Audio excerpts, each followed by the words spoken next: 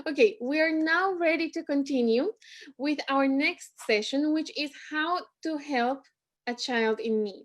And we're joined today with Ruzivo, who works at Banya. He's the area lead for Birmingham. And as you know, Banya has offices all throughout the UK. Ruzivo is going to talk to us today about some statistics and how you can really make a difference in a child's life. Thank you, Ruzivo, for joining us. And the floor is yours. Thank you, Mapa. And I want to welcome everybody once again to our third session today. I think, despite all the technical glitches and everything else, I think the story of Banya is a very interesting one with a lot of things that memories and, hearing from Nyasha, even Alison being one of the first photo cares for Banya, and also hearing from Tom and Rosie, Tom being one of Banya's children. It's amazing and it's encouraging, to hear this story. And as you've heard, Banya has been, operating for more than 20 years. I mean, Nyasha, said her son, turned 25, a reminder of how old Banya is.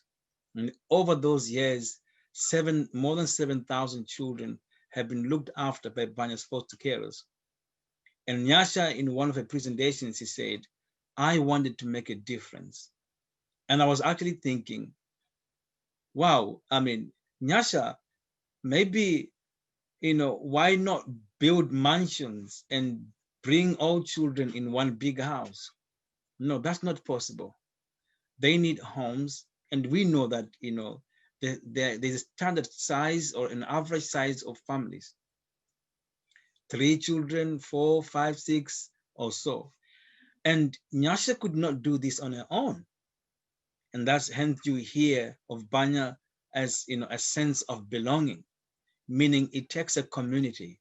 It takes more than one family to actually look after these children. So it's all about adding value and also meeting a need. The need being, I can tell you that there's so many children, each and every year, even on a daily basis, who are coming into care. And which means that there's a need for us to have approving foster carers each and every day. And you and me, we know that's not the case. So there is the gap in terms of the needs, the number of children coming into care, and the number of foster carers being approved. The gap is becoming bigger and bigger and bigger. And it is something that Banya cannot do this alone. And we are grateful to our carers who are doing a great job taking in placements. Sometimes when you read their paperwork and you think like, can I take this child in? But you say, let me do it. Let me take a risk. Life is about risks. And we take them in. And at the end of the day, we celebrate the results. If it's not working, they still move on until they find a home where they can fit. But most importantly, it's about us, standing in the gap, us saying, here we are. And we still need more people. We still need more carers. We still need more people to come and join us. It's funny that we don't say carers have a salary, but they have an allowance, which means yes, there is an allowance. It's not like a pay, because what we do is more valuable. We change lives. We change destinies. Young children who probably without your intervention, without you taking them in, would have ended up elsewhere. But because of carers and of people who are opening their homes, we have, a community of people who are changing lives, who are adding value. Let me say to you, I wrote this statement: foster homes, they reduce the feeling of abandonment. It's a real feeling that children feel abandoned. But when you as a foster carer step in and said, let me have a go, let me take this child in, I can help this child, you remove and you deal, the feeling of abandonment, and you increase the chances of that young person making it in life. And I want to believe, probably as I'm talking right now, if you are there, you got questions to ask and everything else, please feel free, and we'll be able to respond to that. So we are here. The fundamental of the primary goal of Banya's existence is to meet the needs of children.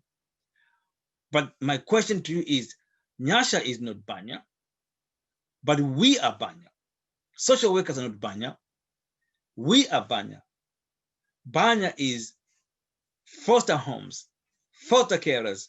Yes, Nyasha is visionary, and the social workers and everybody who is involved and who takes who plays a very important role with the support in whatever way.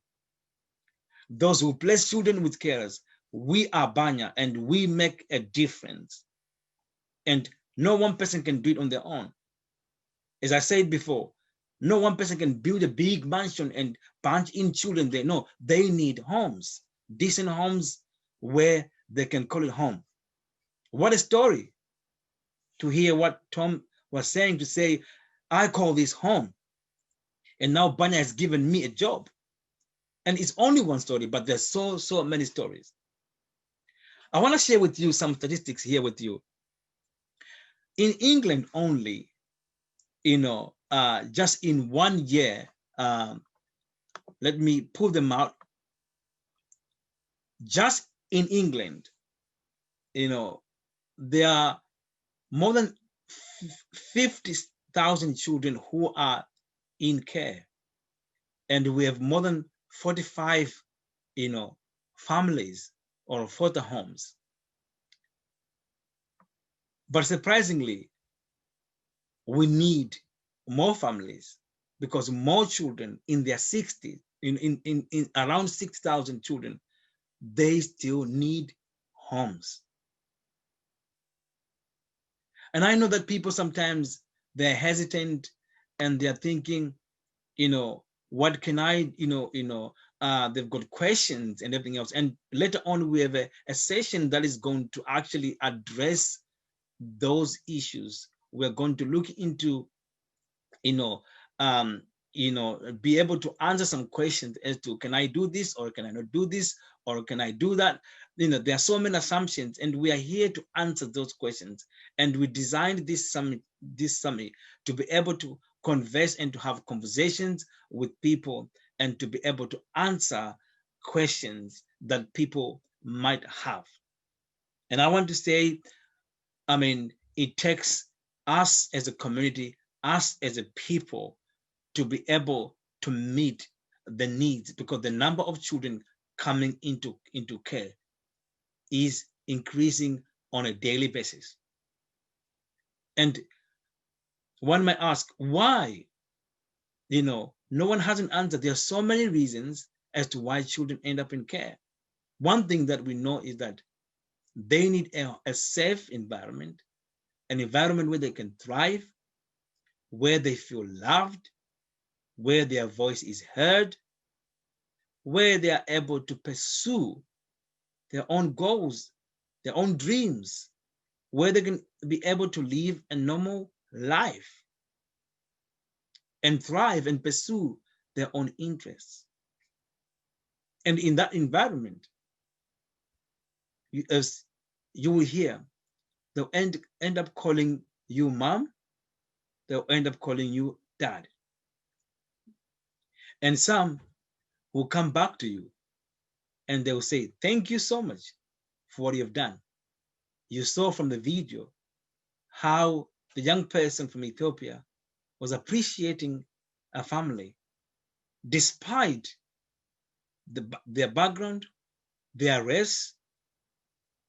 Those things are not barriers or limitations, because children thrive in environment where they are loved, where they feel like they're valued.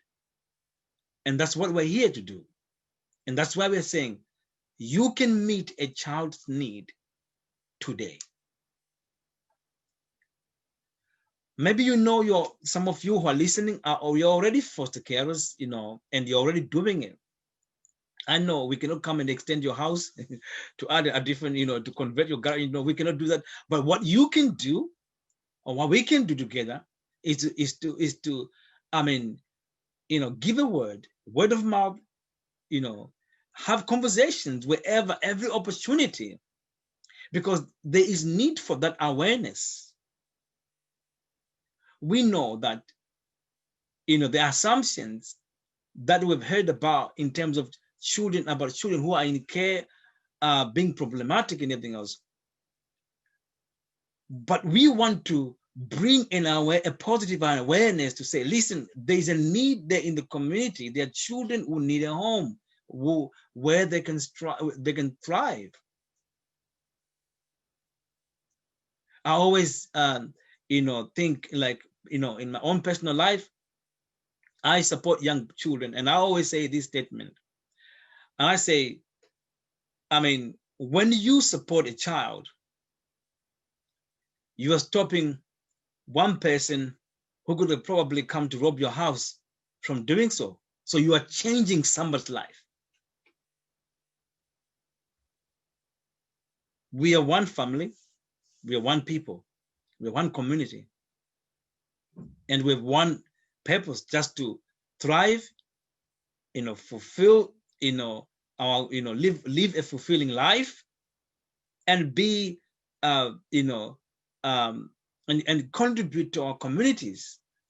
People who become members of parliament, people who become business people who become teachers, they will be able to change and to shape our community moving forward. I don't know, Mapa, if we have any questions there that we can entertain. We do. So the first one is, how many foster children are, because I know that in Banya they're called referrals, but maybe you can explain what a referral is and how many referrals Banya gets every day. So I don't have figures here with me, but there are times when you get between 100, 150, 200, a referral that you can get. But one referral might come with a sibling group of 5 or 2 or 3. So you multiply that. That's in terms of individuals, in terms of children, it can go up more than 200 children who will be needing a placement. Yeah.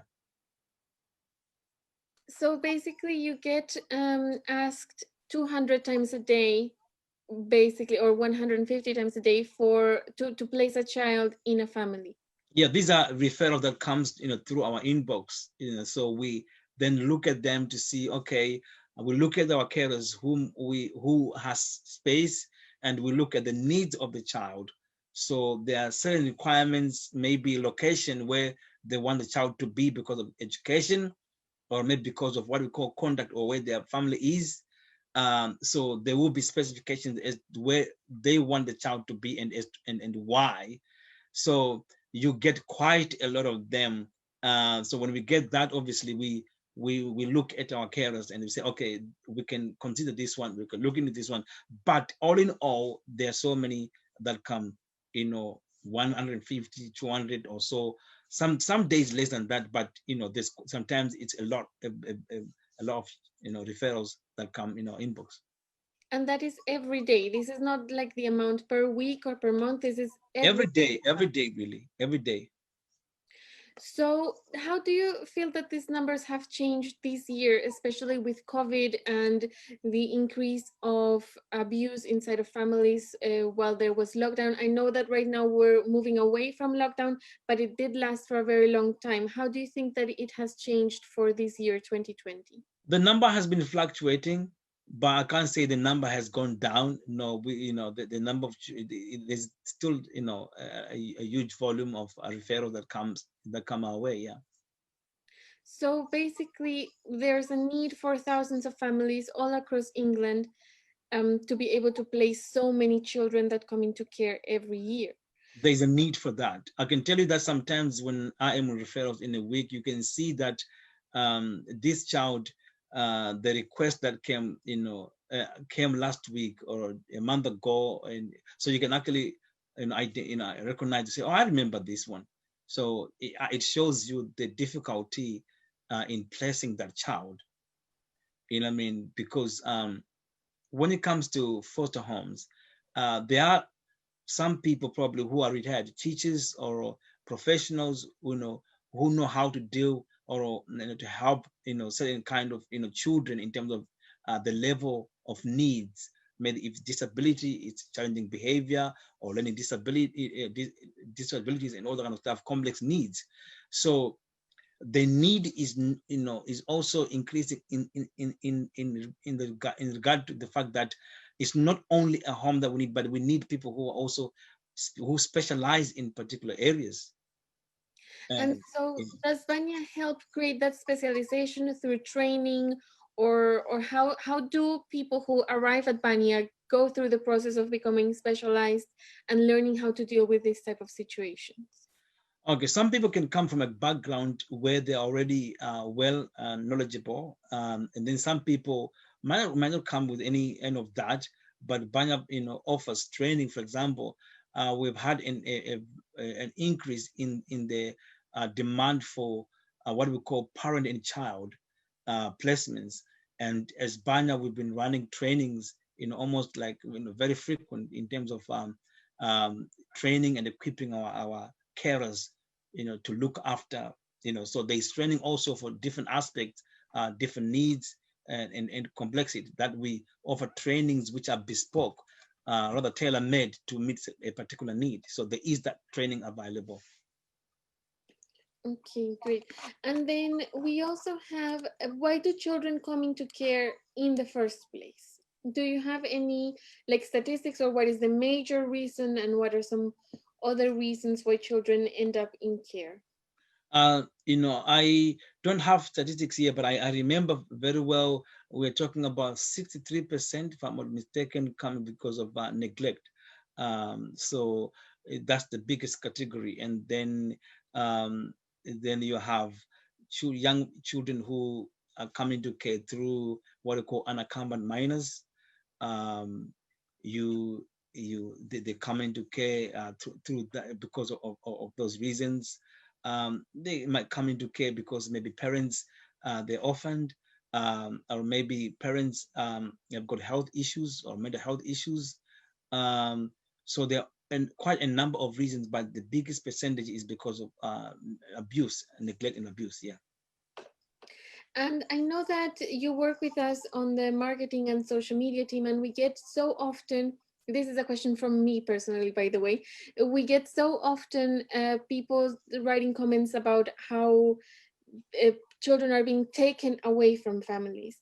So how would you address this kind of messages of people who just don't know the reality of the reasons why children come into care, really? I think what people need to know is that bringing children into care, or it requires a lot of funding. The government would need a lot of funding. But if you look at it, things have changed, or I can't say they've changed. It has always been the case that um, children should remain, where possible, and if it's safe to do so, they should remain with their family. That's where that's the natural in expectation. However, it's not easy to actually come to a decision to say this environment is not good, because they have to be assessed. You have to do an assessment. They can temporarily be removed if there is evidence that abuse has taken place. But I mean, still, so they can be removed and put somewhere temporarily whilst investigations are being done. And this goes to court. So it's not an easy thing that one comes and snatches children and away from their family because somebody are waiting for an opportunity to do so. No, it takes time. You need professional people. Are our social workers are trained to do those assessment and to come to a place where they decide to say, okay, this is not a safe environment. Okay. So it's not that we children are just not, no. but there is due diligence done to ensure that children are in a safe environment. And if family is not safe, they will look for immediate family if there's somebody who can stay with them. So you look at this, we have to look into, they may be family, so, but they don't have a house or enough bedrooms to look after the children, or they have their own children also, and there will be too much. So there are many other ways that I explored before a child is even taken into care. Mhm. Yeah. So basically, it really is the last resource, the last option to place the child in the foster care system. And before that, there is the option of the children staying with their families.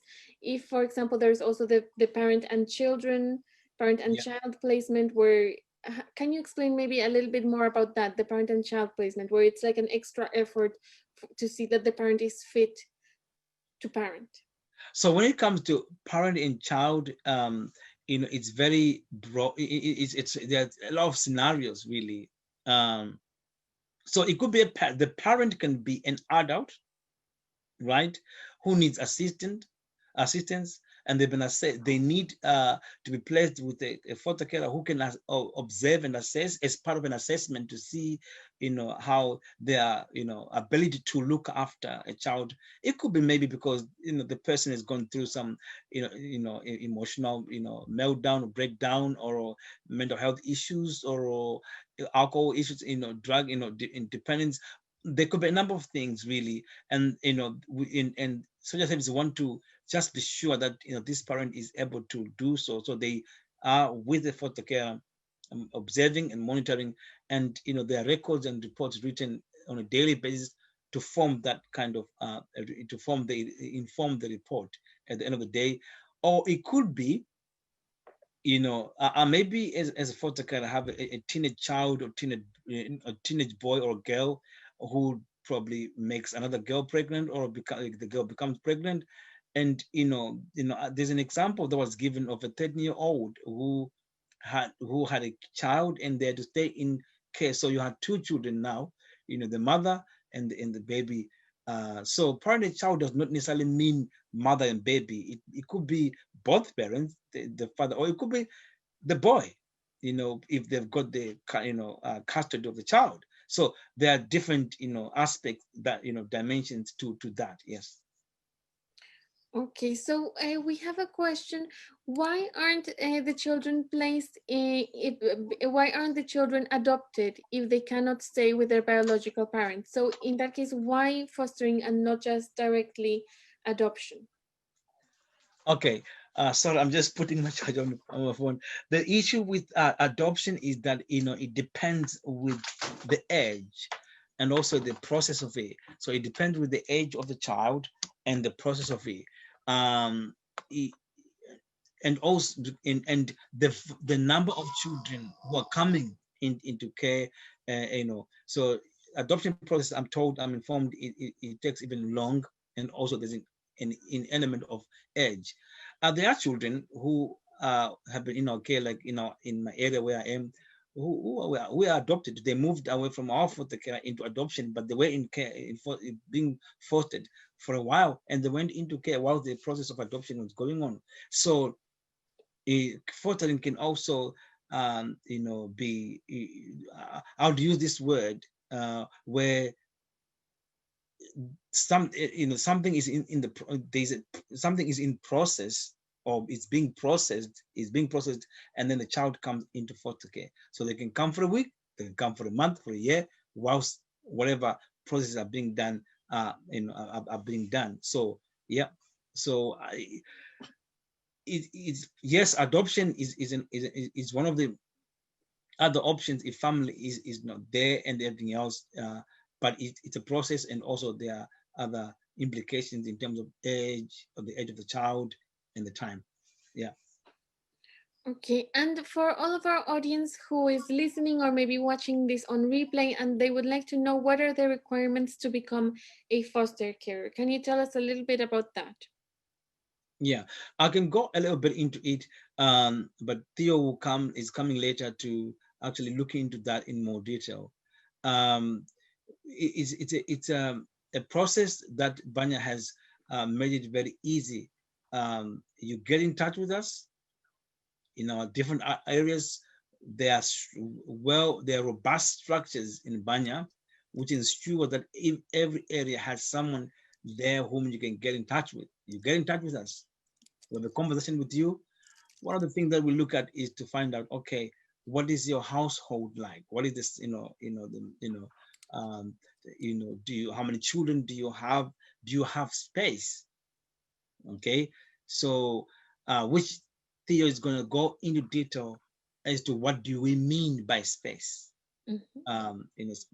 If you have space, then we do what we call in first inquiry. It's just a one-page document which we going through some questions, asking you questions, some details, why you want to foster, your personal details, and obviously address, and then we just give you some information as to what the process entails, and then after that, we look at it and we see, okay, I think we can take this to the next step, which is stage one, which is in two parts.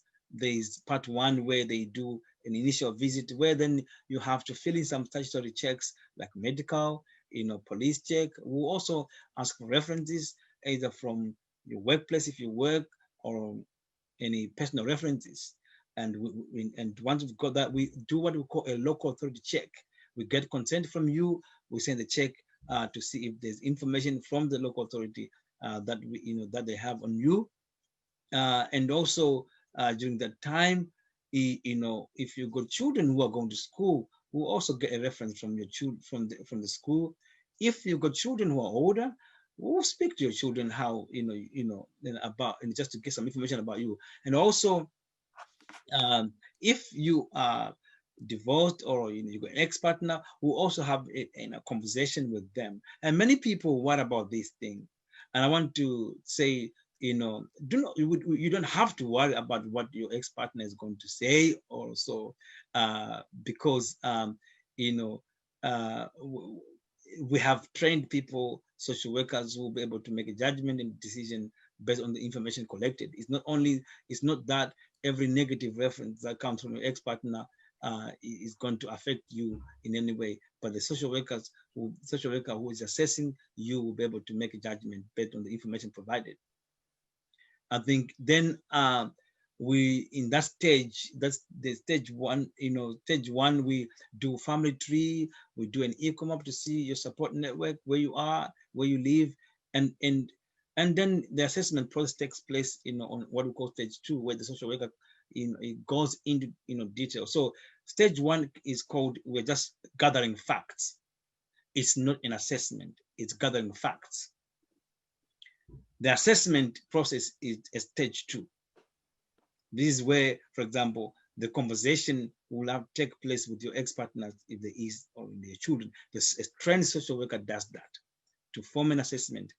In a nutshell, I would say it's your big CV of your life. And in that assessment, even if you went through depression at some point, but you managed to overcome, it reflects the resilience, the journey, and everything else. And your past experiences can actually, be your strength today in looking after children, because you can identify with what they've gone through. That's really in a nutshell. Sorry, I like talking about these things, so if I'm going on a tangent, let me know. So we have a question from Ramatala. Thank you and well done to the moderators. Please, can I foster if I'm in temporary accommodation as a single mom? Okay, the first question is, how temporary is the accommodation? You're going to be there for 5 years. I think because obviously the process takes, from 4 months to 8 months. That's the process.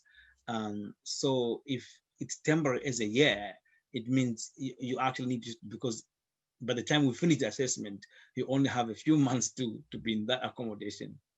So the question that I would want, if the person is still watching, they can just give us an estimate. If it's 5 years, yeah, probably we can work on that, because it's a good time. It gives you time to even look for another accommodation. But I would say, if it's very, very short time, wait until you get in touch with us.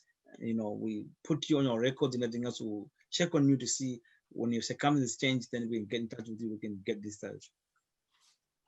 Okay, excellent. So you can reach out to us by sending us a private message on Facebook or on Instagram, or you can also give us a call. The number is 0800 989 0135. You can find all of this information also on our Facebook page. And I think if there are no further questions for Ruzivo, we can move on to to this session's draw. Ruzivo, do you have this that you could share with us on your screen? Okay. Yes. I know we have members of staff here. Um, there's a question that I can see in the chat. Yes. There are members of staff here. I'm sorry that we did not include you in the draw. So just with us. Yes. Um, We do have a question from Respina. After training and panel, how long does it take for a child to be placed under your care? okay. Um, it depends on a number of things. Let's say if you are a carer and you are single, then you have restrictions, or you have preference of a certain age of children, and over and above that you have another preference of the gender of a child. Those are the things that can limit a person in terms of or make it longer for a person to be matched with a child, because they've got so many preferences, which makes the possibility very, very slim. But when one is open, I would not say there is actually a period that is given. You can get a child the following day. We have an example of one of our carers, yeah, because they were single carer with a young boy. I think at the time the young boy was about 8 or so. It took them time to actually get a match, but after talking to them and everything else, and they broadened their preference and everything else, and they had placement, and they've had placements. The first year was a bit difficult, but the second year they've been having placements since then. So there is no stipulated time frame to say, it can happen instantly. It can be longer.